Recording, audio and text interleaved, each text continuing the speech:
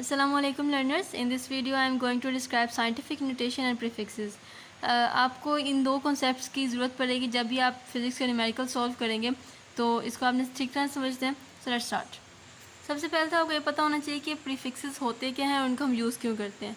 तो प्रीफिक्सेस जैसे कि आपने इंग्लिश में पढ़े हुए हैं, ऐसे वर्ड्स होते हैं जो किसी भी लेटर के पीछे हम लगाते हैं तो उसका प्रीफिक्स बन जाता है.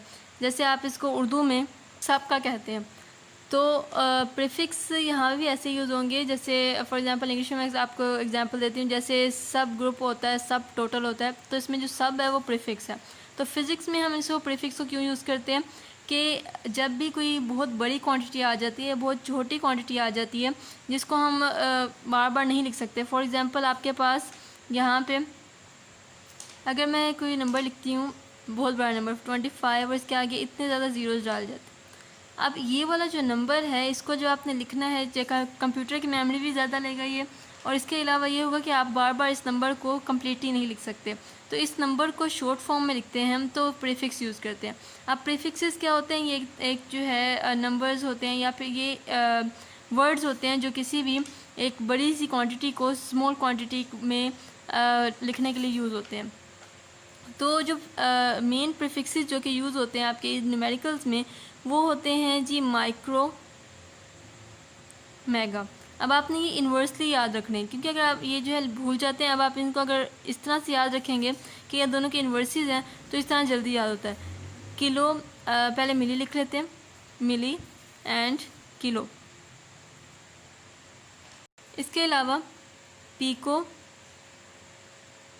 नैनो और सेंटी, जो ये हैं ये प्रीफिक्सेस यूज़ होते हैं.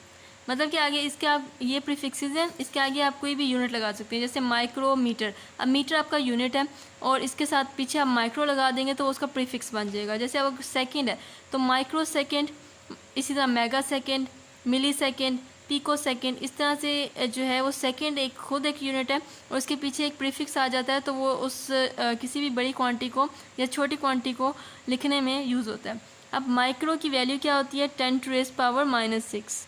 मेगा होता है 10⁻⁶. अब यहाँ पे देखें दोनों जो है आपस में एक दूसरे के इन्वर्सेस हैं. माइक्रो जो होता है वो छोटा होता है इसलिए -6 है. मेगा क्योंकि बड़ा होता है इसलिए ये +6 आएगा. सिंपल 6 एक ही बात है. मिली की वैल्यू 10⁻³ होती है और किलो होता है 10⁻3. ये याद कैसे रहेगा? अब देखें मिली छोटा है और किलो बड़ा है, इस वजह से मिली के साथ -3 आएगा और किलो के साथ +3 आएगा. इसके अलावा किलो आप कैसे याद रखेंगे कि जैसे आप 2K20 लिखते हैं या 2K19, यहाँ पे हम K किससे लिखते हैं? 2019 होता है ना. जैसे हम अगर किसी ईयर को लिखते हैं तो उसमें होता है 2019, तो उसको थोड़ा सा ब्रीफ करने के लिए क्या यूज़ करते हैं? 2K19 मीन्स K का मतलब क्या होता है? 1000 या किलो या 10⁻3, एक ही बात है. पीको क्या होता है? 10⁻⁻12. नैनो की वैल्यू 10⁻⁻9 होती है और सेंटी की वैल्यू होती है 10⁻⁻2. तो इसको जो है हम यूज़ करते हैं किसी भी क्वांटिटी बड़ी या छोटी को लिखने के लिए. इसके एक तो डिनोशन हम लिख लेते हैं कि माइक्रो किससे डिनोट करते हैं? म्यू से. म्यू क्या है? एक ग्रीक लेटर है, एक ग्रीक वर्ड है म्यू, जिसको हम माइक्रो को प्रेजेंट करने के लिए यूज़ करते हैं. मेगा जो होता है उसको कैपिटल M से डिनोट करते हैं. मिली के लिए स्मॉल m यूज़ करते हैं. किलो के लिए कैपिटल K यूज़ होगा या स्मॉल के भी कुछ लोग यूज़ करते हैं. जैसे किलोग्राम होता है, किलोमीटर होता है, तो स्मॉल K अक्सर यूज़ होता है. पीको के लिए स्मॉल p यूज़ होगा. नैनो के लिए स्मॉल n यूज़ होगा एंड सेंटी के लिए c यूज़ होगा. नेक्स्ट कॉन्सेप्ट है जी scientific notation and standard form.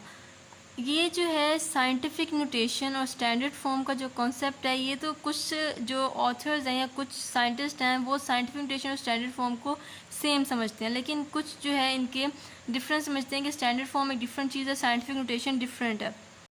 कुछ साइंटिस्ट स्टैंडर्ड फॉर्म को एक्सपेंडेड फॉर्म कहते हैं. किसी भी टर्म की एक्सपेंडेड फॉर्म को हम स्टैंडर्ड फॉर्म कहते हैं. और साइंटिफिक नोटेशन आपको अब बता देती हूँ मैं कि साइंटिफिक नोटेशन एक्चुअली क्या चीज़ है.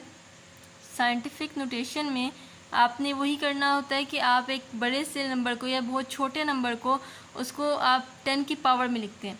जैसे फॉर एग्ज़ाम्पल आपके पास 2 0 3 4 6 8 9 1 6 3 4, ये एक बहुत बड़ा सा नंबर है, आप यहाँ पे 0.36 लिख देती हूँ। ये एक बहुत बड़ा सा नंबर है। अब आपने इसको बार बार लिख भी नहीं सकते और ये स्पेस भी बहुत ज़्यादा लेगा, तो इसको हमने क्या करना है, एक स्मॉल फॉर्म में मल्टीपल्स ऑफ 10 में लिख देना है। तो ये जो पॉइंट है, साइंटिफिक नोटेशन में जाने के लिए आपको ये जो पॉइंट है, पॉइंट को आपने पहले नॉन ज़ीरो डिजिट नंबर के पास लेके जाना है। पहला नॉन ज़ीरो डिजिट मतलब ऐसा पहला डिजिट जो कि ज़ीरो नहीं है। तो ये जो आपका पॉइंट है यहाँ से इस तरफ ट्रैवल करेगा और ये पहले पहुँच जाएगा 2 के बाद। तो इट मीन्स कि अब आपने क्या करना है, इसको लिखना है 2.03, मतलब आप 2 डेसिमल प्लेसेस तक लिख लेते हैं और बाकी जितने भी नंबर्स हैं वो 10 की पावर में आ जाते हैं। अब देखें दरमियान में कितने नंबर्स आ रहे हैं, 1 2 3 4 5 6 7 8 9 एंड 10। 10 रेज़ पावर 10 तो इस तरह से यहाँ पे एक तो ये आ गया बड़ा सा नंबर। अब एक और होता है कि अगर फॉर एग्जांपल 0.00036 है, अब ये बहुत एक स्मॉल नंबर है। अब आपने क्या करना है, इसको भी जो पॉइंट है इसको आपने फर्स्ट नॉन ज़ीरो डिजिट के बाद लेके आना है। तो पहला नॉन ज़ीरो डिजिट यहाँ पे 3 है, तो यहाँ पे लेके आएंगे इसे, पॉइंट यहाँ से यहाँ ट्रैवल करेगा और फॉरवर्ड गया, तो यहाँ पे क्या आ जाएगा, 3.6 आ जाएगा और बाकी जितनी भी दरमियान में नंबर्स आए हैं वो पावर में चले जाएंगे।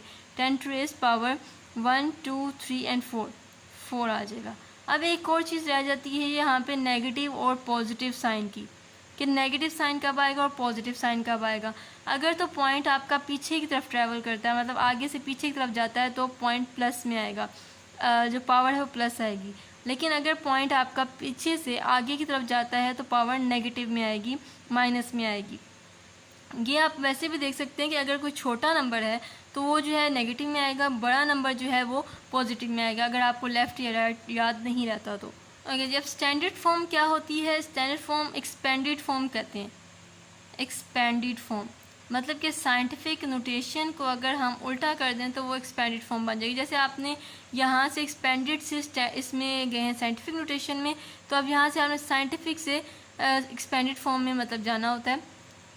तो यहाँ पे for example 2.60 into 10 to raise power 3 है, तो फिर आपने क्या करना है, इसको आगे 3 प्लस कर देना है, तो पॉइंट आपका 3 यूनिट्स फॉरवर्ड चल जाएगा। तो ये पॉइंट आगे 2 नंबर्स हैं हमारे पास, तो 1 6 1 नंबर, सेकेंड नंबर 0, और अब क्योंकि इसने पॉइंट ने 3 नंबर्स आगे ट्रैवल करना है तो ये 0 यहाँ पे आ जाएगा और पॉइंट यहाँ चला जाएगा, तो ये 2600 बनेगा। मतलब इसको हमने एक्सपेंड कर दिया, तो इसको हम कहते हैं स्टैंडर्ड फॉर्म। लेकिन कुछ साइंटिस्ट जो हैं वो इसको स्टैंडर्ड फॉर्म और साइंटिफिक नोटेशन को सेम ही समझते हैं, और जो आपकी बुक है 9th क्लास की फ़िज़िक्स की, उसमें भी ऐसा ही है कि उन्होंने जो स्टैंडर्ड फॉर्म है वो इसी साइंटिफिक नोटेशन को ही कहा है, तो इससे कंफ्यूज होने की ज़रूरत नहीं है। एक और जो मेजर डिफरेंस है साइंटिफिक नोटेशन और स्टैंडर्ड फॉर्म में, वो ये आप कह सकते हैं कि फॉर एग्ज़ाम्पल अगर मैं कोई नंबर लिखती हूँ 627500, अब अगर मैं इसका फॉर एग्ज़ाम्पल से मैं लिखती हूँ 62.75, अब अगर फॉर एग्ज़ाम्पल इसका पॉइंट यहाँ पे है, तो अगर मैं इसका पॉइंट यहाँ से यहाँ पे ले आऊँ तो ये क्या बन जाएगा, 62.75 एक्सपोनेंट या 10 to raise power 1 2 3 4 units back किया है तो ये +4 आ जाएगा। अब इसके अलावा मैं ये भी लिख सकती हूँ, फॉर एग्ज़ाम्पल मैं इसको यहाँ तक ले जाऊँ, पॉइंट को दोबारा से लिख देते हैं 627500। अगर ये पॉइंट यहाँ के 2 के बजाय मैं यहाँ 7 के बाद ले जाऊँ तो ये आ जाएगा 627.5 और 10 टू रेज़ पावर 3 आ जाएगी। तो ये दोनों क्या हैं, साइंटिफिक नोटेशन में लिखे गए। लेकिन स्टैंडर्ड फॉर्म एक्चुअली क्या होती है, स्टैंडर्ड फॉर्म में आप पहले नॉन ज़ीरो डिजिट के बाद लेके जाते हैं, वो उसके लिए शर्त है। जैसे अगर मैं इसको लिखना चाहूँ 62750, तो अगर इसका पॉइंट कहीं पे ना हो तो पॉइंट एंड पे होता है। इसका पॉइंट अगर यहाँ से यहाँ तक ट्रैवल करेगा बैकवर्ड, तो यहाँ पे 6.27 10 to raise power 1 2 3 4 and 5 1 2 3 4 and 5 +5। तो स्टैंडर्ड फॉर्म जस्ट यूनिक होती है, वो 1 से 2 नहीं हो सकती, लेकिन साइंटिफिक नोटेशन 1 से ज़्यादा भी हो सकती हैं। जैसे यहाँ पे मैंने +4 लिखा है, +3 लिखा है, इसी तरह आप कुछ भी लिख सकते हैं। ये जो स्टैंडर्ड फॉर्म है उसको भी साइंटिफिक नोटेशन कहा जा सकता है, लेकिन स्टैंडर्ड फॉर्म जो है वो सिर्फ पहले नॉन जीरो डिजिट के बाद पॉइंट आ सकता है, 2 के या 3 के बाद पॉइंट नहीं आ सकता। तो ये जो इसमें थोड़ी बहुत कन्फ्यूजन है साइंटिफिक नोटेशन और स्टैंडर्ड फॉर्म में, तो वो आपको इस वीडियो से जो है वो कन्फ्यूजन क्लियर हो जाएगी। अब कुछ एग्जांपल्स कर लेते हैं। इस सारे डिस्कशन से ये कंक्लूड होता है कि average standard form is scientific notation but converse is not true, कि हर स्टैंडर्ड फॉर्म जो होती है, हर स्टैंडर्ड फॉर्म मतलब इसको भी आप साइंटिफिक नोटेशन कह सकते हैं ना, लेकिन जो ये जो साइंटिफिक नोटेशन है इसको आप स्टैंडर्ड फॉर्म नहीं कह सकते। इसका मतलब ये कि जो हर स्टैंडर्ड फॉर्म होती है वो साइंटिफिक नोटेशन तो हो सकती है, लेकिन जो साइंटिफिक नोटेशन है वो ज़रूरी नहीं है कि स्टैंडर्ड फॉर्म हो। अब कुछ एग्जांपल्स यहाँ पे देख लें। इसमें हमने प्रीफिक्सेस भी यूज़ करने हैं और साइंटिफिक नोटेशन भी यूज़ करनी है। तो यहाँ पे पॉइंट, अगर मैंने आपको पहले बताया कि पॉइंट अगर कहीं ना हो तो कहाँ पे होता है, एंड पे होता है, तो इसका पॉइंट यहाँ पे कंसिडर होगा और इसको कहाँ लेके जाना है, फर्स्ट नॉन जीरो डिजिट के बाद।